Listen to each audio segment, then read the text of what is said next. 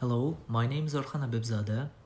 In this presentation, I will analyze the June 2024 cyber attack against the CDK Global, focusing not only on what failed, but also on what could have been done differently based on my professional experience at Palo Alto Networks and CrowdStrike.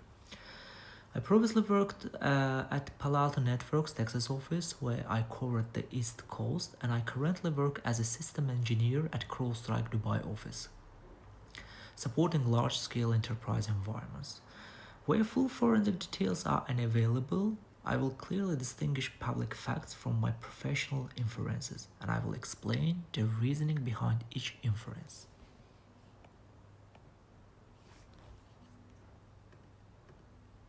Who is CDK Global? Why this attack matters? San Francisco, June 27. A hack into software maker CDK Global has disrupted operations at auto dealerships across the United States.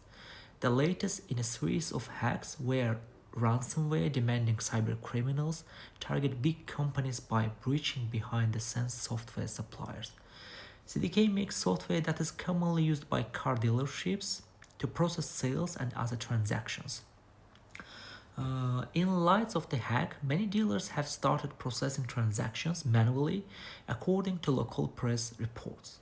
CDK Global is a major provider of cloud-based dealer management systems used by about 15,000 automotive dealerships across North America. This platform supports sales, financing, inventory, customer data, and daily dealership operations, meaning availability is absolutely critical. From my experience supporting enterprise customers at Palo Alto Networks and CrowdStrike, organizations in these positions are prime ransomware targets because even short outages directly translate into financial and operational loss.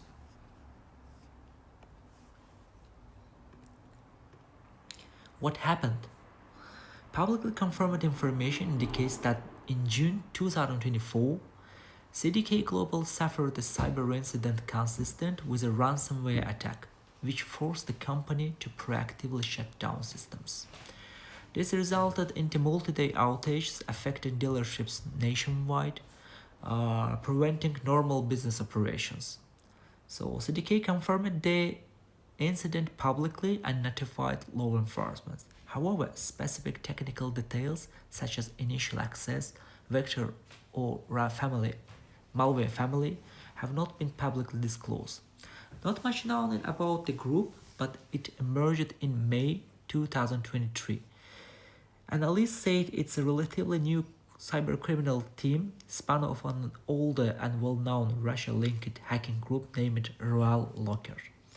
So Royal Locker mostly hacked American companies and was a formidable hacker group out of another prolific gang named Conti. So Royal was likely the third most persistent ransomware group after Lockbit and AlphaV, according to analysts. Yet Black Suite is not as aggressive as the others. The number of victims it lists on its data leak site suggests it doesn't have as many hacking partners as larger ransomware gangs, said Kimberly Goody, head of cybercrime analyst at Mandiant Intelligence.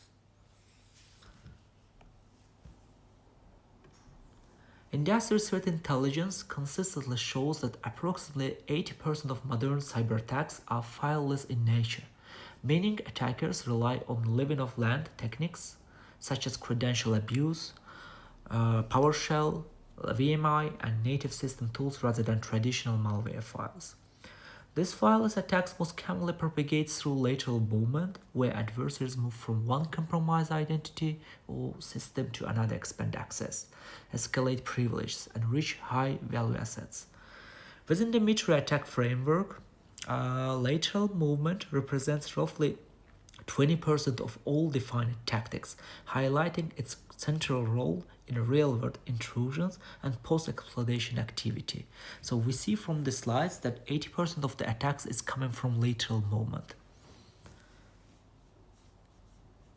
I will go to the next slide. So attack analysis and inference.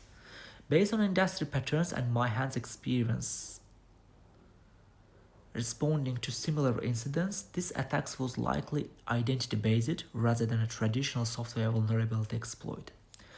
Most modern ransomware campaigns begin with compromised credentials, not 0 days.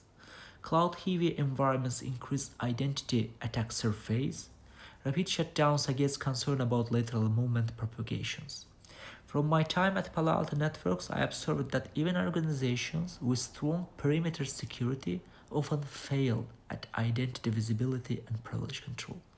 Once an attacker compromises a valid account, they can move laterally, escalate privileges, and access core system without triggering traditional alerts. What could have been done? Based on my current work at CrowdStrike, there are specific controls that could have significantly reduced the impact of this attack. For example, step 1, identity protection at initial access. Identity protection can detect credential misuse, impassable travel, abnormal authentication patterns, and password spraying, often stopping attacks before ransomware is deployed. Step 2, preventing lateral movement.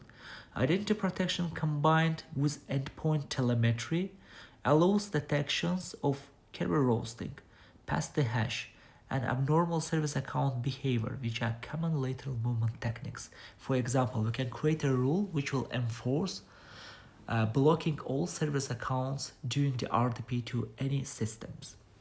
Step 3, privilege control and visibility. Many ransomware attacks succeed because privileged accounts are overexposed. Continuous monitoring of privilege escalation attempts is critical, and of course we should use the least privilege, which is falling under the zero trust network access.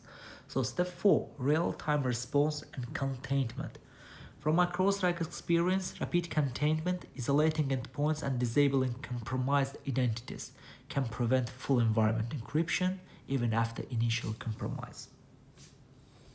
I will go to the next slide. So business impact and supply chain risk. After the CDK global ransomware attack, the company took a structured, phased approach to stop the threat and recover operations. The first thing CDK Global did was to isolate and shut down infected systems. As we said before in the steps, that's network containing, to ensure that compromised systems couldn't spread the ransomware any further. On June 22, CDK Global began a systematic restoration process, starting with bringing smaller dealership group back online. Some dealerships had system access by June 28, and CDK said it's planning to fully restore all systems by July 4th. The phased approach allowed CDK to focus on the essentials, but to do the safety and stable at each step. CDK Global hasn't publicly confirmed that ransomware was paid to the Black Suite ransomware attackers, but reports say a 25 million sum was paid, which may have helped expedite the process. In conclusion, the CDK Global cyber attack demonstrates that modern ransomware is identity-driven, not perimeter-driven. While full forensic details are not public, evidence strongly suggests failures in identity security, privilege management, and lateral movement preventions. From my experience at Palo Alto Networks and CrowdStrike, organizations that adopt identity-first security, zero trust principles, and continuous detections are far better positioned to prevent or contain attacks like this. The CDK ransomware attacks show the clear importance of having successful ransomware preventions strategies in place for protecting data and working through business disruptions. The key things companies need to do include making sure data is backed up and frequently tested in isolation, implementing advanced endpoint security to detect and stop ransomware early, and providing comprehensive employee training about potential cyber threats. I would like to thank you. Thank you